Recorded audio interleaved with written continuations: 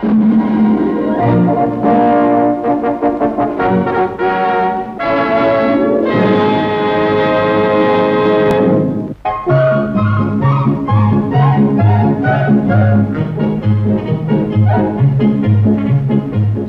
must be one of the few places in the world where a statutory board satisfactorily completed everything it set out to do in its first 5-year plan. Yet this is what the Housing and Development Board has succeeded in doing, and the evidence of their success stands eloquently in all parts of Singapore for all to see.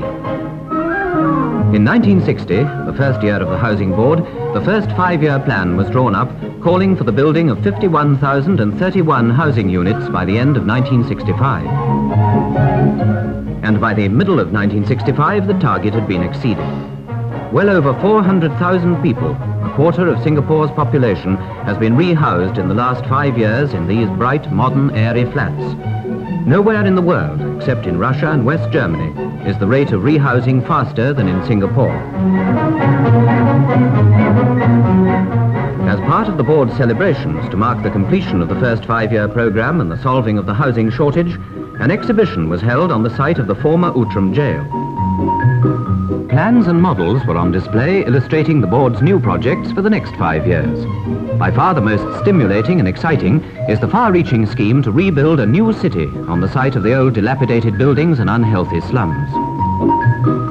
This is how the new Singapore will look. Multi-story blocks of apartment houses, commercial houses, restaurants, hotels, theatres, shopping centres and markets. Roads planned so that traffic can flow smoothly even when the number of cars and lorries has increased 4-fold.